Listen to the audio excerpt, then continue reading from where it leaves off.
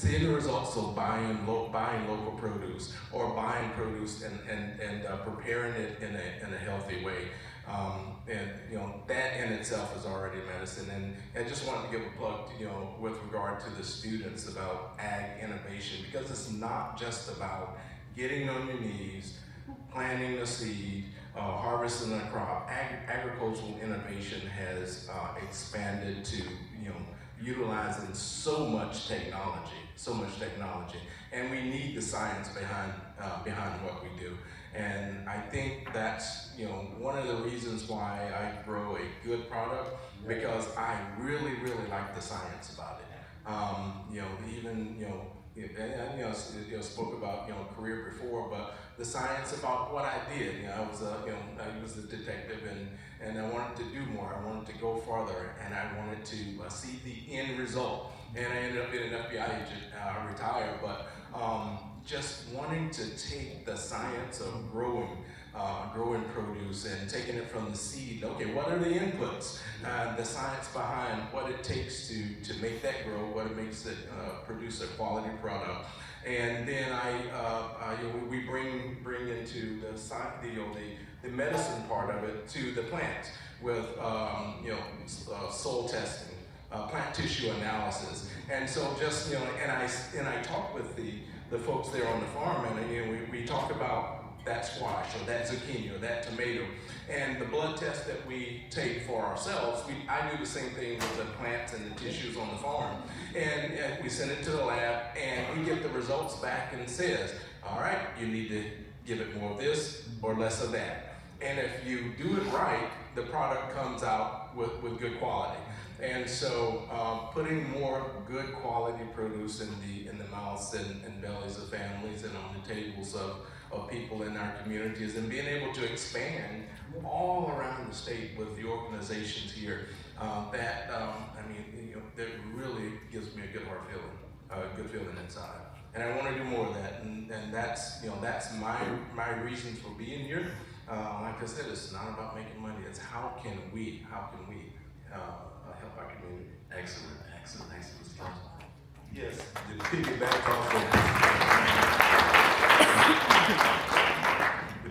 off of what Mr. Hines said, I sell at a couple of farmers markets, and one, for instance, in Craven County. I've been there 35 years, and I got customers that been buying from me for 35 years. And the thing compared with food medicine, when folks come and buy from a farmer's market or roadside stands, they can ask questions. You can't do that at a grocery store. You can't ask a farmer, have you put pesticides? What kind of fertilizer you use? Do you use Roundup? But at a farmer's market, they ask all these questions.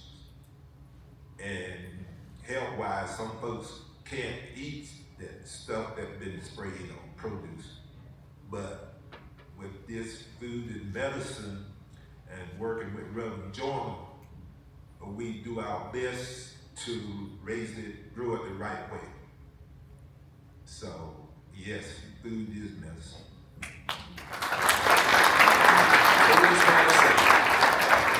And farmers are scientists and educators. So thank you all so very much. I'm going to do this. I'm going to stand down here, and I'm going to ask each of you to just stand up where you are. And can we give this group a round of applause?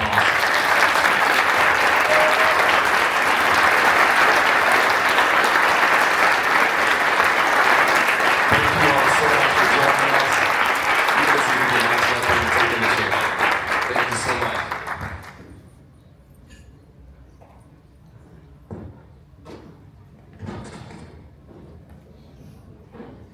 Raise your hand if you learned something. I didn't know that Mr. Hines was doing DNA testing on squash. And I certainly didn't know he was an FBI agent. We got to get these young folks. I'm learning some things here now, making some friends in new places here. So Y'all don't mess with me. I got the FBI. Send them after you. Now, Pastor, we have these young folks here. And I would like to invite a few of them up. And so I want to find out which one of these folks love to talk. Yes. Pastor George, Reverend Jordan said, come on. So you got to come on up. This one right here. Yes. Come on. She loves to talk. Come on up and grab a seat. Come on up and grab a seat. There you go, young. There you go. Come on up. Who's coming next? You coming next? Young man, yes. Both of you. She pointed at him and said, yes. Bring him too. Miss Hedgepath is out here. Yes. Miss Hedgepath, come on, Miss Tondra. Come on up here. We got another seat for you.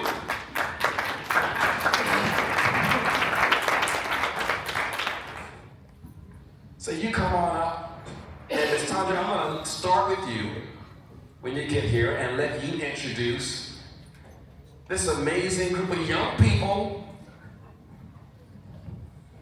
There you are.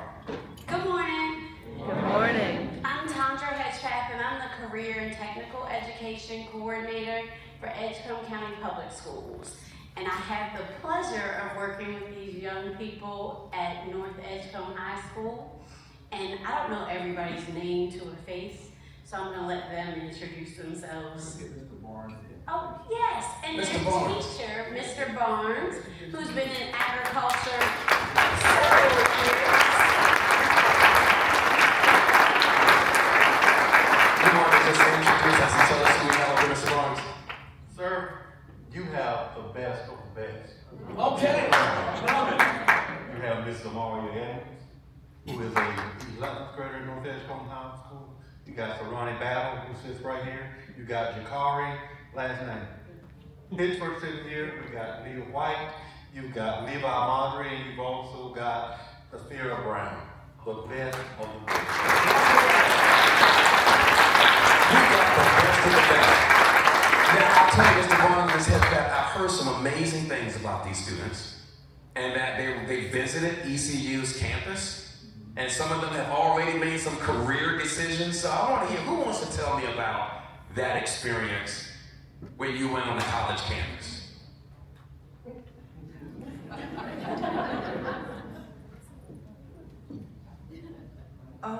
I haven't fully decided exactly what I'm going to be doing after high school, but I do know that I just want to help people in any way, shape, or form. And that is my whole goal in life, to see people smile and people live life as they should, happily, and with family members.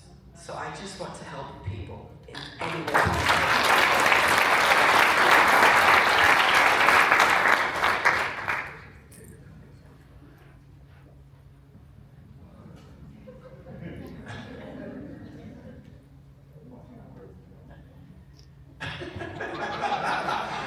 Let me ask you a question. So you've been out to the farm.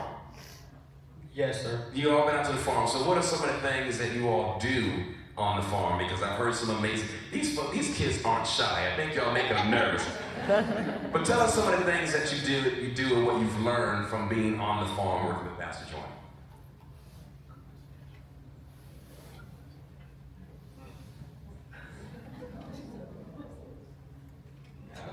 Just harvesting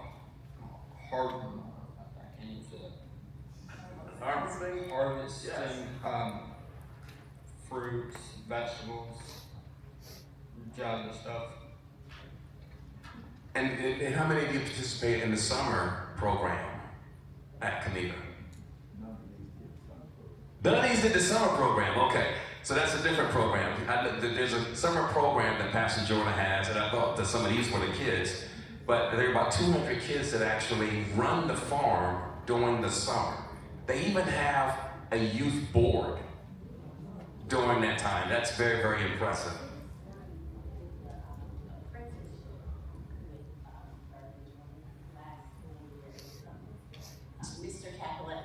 Mr. Capoletti in the back is our career development coordinator, and his son participated in the summer program and the pre-apprenticeship program. Learning in life what to eat. You had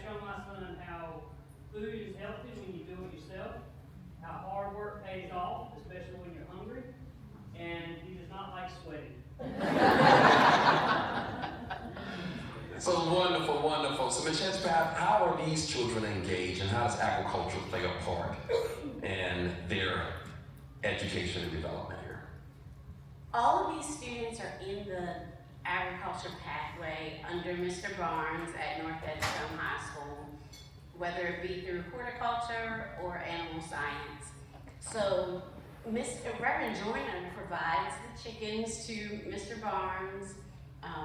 They watch in fact, this weekend they had some eggs hatch.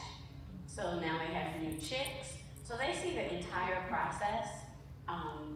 They have seedlings that they watch grow from seeds to plants, and then they harvest, take it to Reverend Joyner.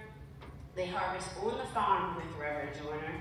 So agriculture for them actually is a daily thing, and they're learning that food is medicine. Well, let me ask you something. You all are doing all this type of stuff. How does that make you feel? Do you feel like one of the cool kids? Because you've watched chickens hatch and you've grown your own stuff from seeds? How does that make you feel here?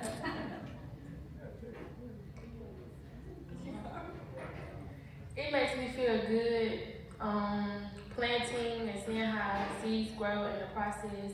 It makes me feel amazing. Oh, look at that. Yes.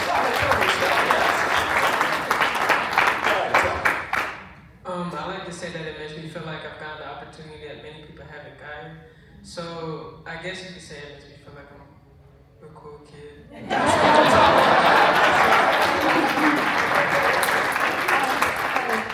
Learning more about the process of like how plants grow and how chickens grow. Like I haven't gotten that opportunity before, so I feel like it's special and it's really like teaching me about the importance of plants and animals in my class in animal science.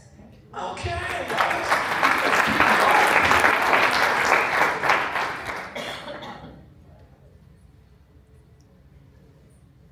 Honestly, it just makes me feel fulfilled.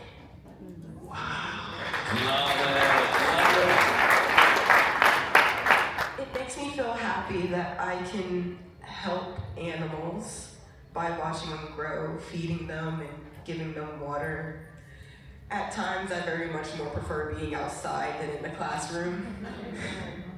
And if it wasn't for me being put in horticulture 1 my first year at this school, then I would have never discovered my love for planting and watching animals grow and stuff. It is all thanks to Mr. Barnes.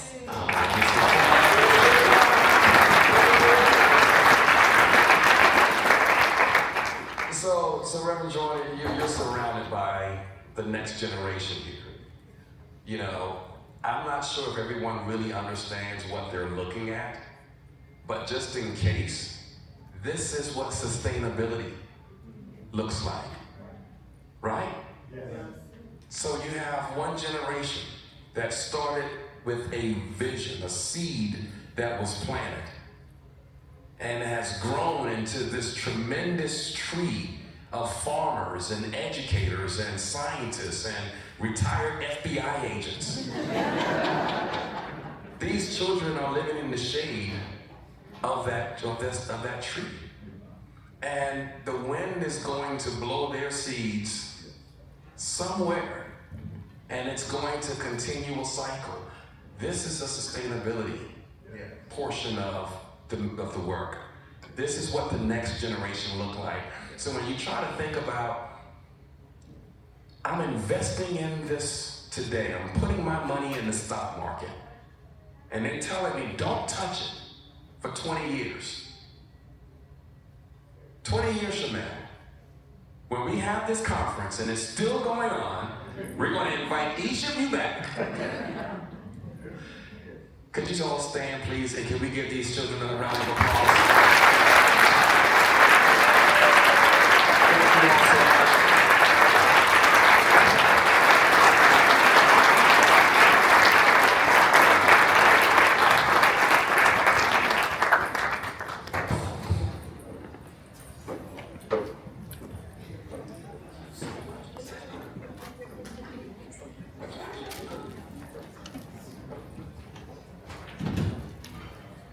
So what did you think? It was all right. Yes, yes. So why? Why did I do that? Why did I want to do that and bring these children up and bring the panel up in the discussion? I wanted to show people what's possible. When people say, why do you do this work, Ron? What's behind your passion, your energy? You always seem like you have so much energy and we love this passion that you have. Why do you do it?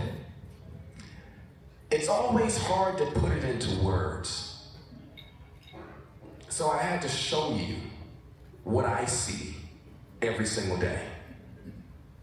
When I'm in the community, this is what I see. When I'm talking to communities and I'm saying I'm talking to neighbors, these are the people I'm talking to. When I'm saying that I'm inspired by the words and some of the things I hear some of our young people saying, this is reality.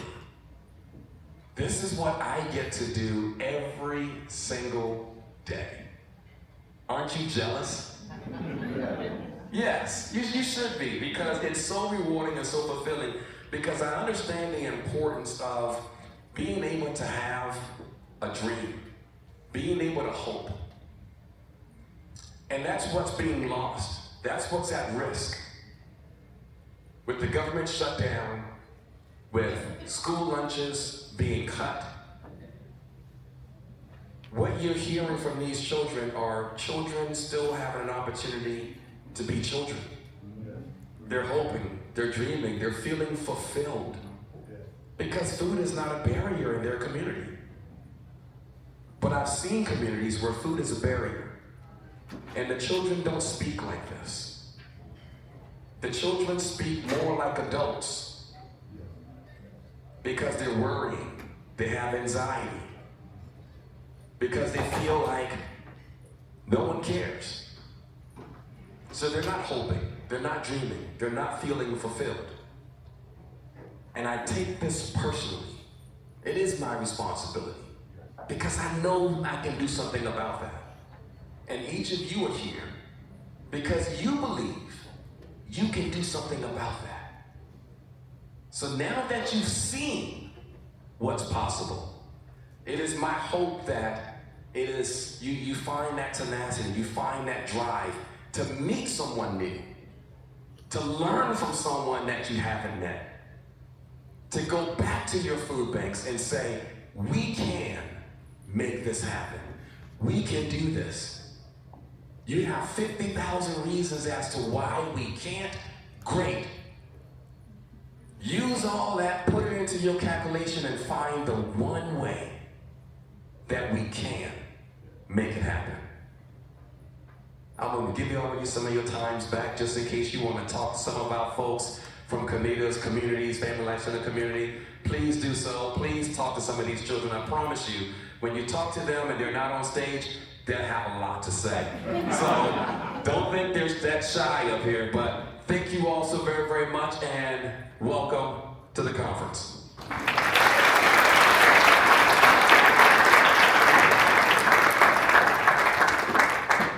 Give it up for Ron Pringle, everybody. For all the guests that you've seen on the stage so far this morning, I'm Rajesh Merchandani. I'm helping the organisers put this on. And I also just want to say, very quickly, thank you to all of you for making the journey from wherever you've come from. As of the registration list last night, we have 28 states represented in the room, which I think is amazing.